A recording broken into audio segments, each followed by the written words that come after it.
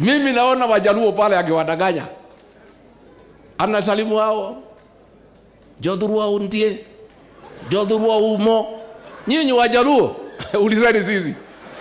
Alikuwa hapa. Niliona juzi huko wanajifundisha kupika samaki ndio Wajaluo wampende. Hapa alikuwa amejua mpaka kutengeneza mutura. This man is a conman. Is the greatest conman on earth. Sasa hapa tumemjua, amehama hapa. Amehamia kwa Wajaluo sasa. Christmas yote alikuwa pale. Anaenda mpaka mpira ya MP. Anaenda mpaka mpira ya chief. That is the way he came here for 9 years. By the time he left, we are all crying. So that tuko na machozi. Nyinyi Wajaluo nyinyi. Mtaniambia Uhuru Kenyatta alisaidia nyinyi watu ya ODM. How do you blame Uhuru Kenyatta? Uhuru Kenyatta actually did the unthinkable. Wamheshimu Uhuru Kenyatta. Na Uhuru Kenyatta hapana kihe alika yao.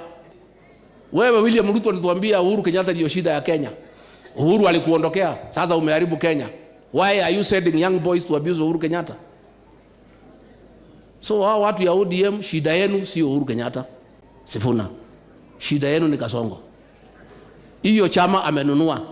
Junet na Wanga wamechukua deposit. Sasa na hiyo chama imeenda Sifuna. And let me tell you my brother. Hiyo chama Kasongo atakufukuza. Atakufukuza. Because wao wanasema one time na yeye anataka kurudi. Akichanunua hiyo chama atoe pesa. Siku ya delegates conference atahonga kila mtu. Mimi nilidhani hawezi kunitoa. Maseneta walipewa kila mtu 10 million. MPs kila mtu 5 million. Wakaharibika vichwa. Wewe Sifuna, wewe ngangana. Tungetaka usurvive huko ndio ODM ikuwe part of us. But in case atakufukuza, you have a home in DCP, you are welcome. Tutakukaribisha.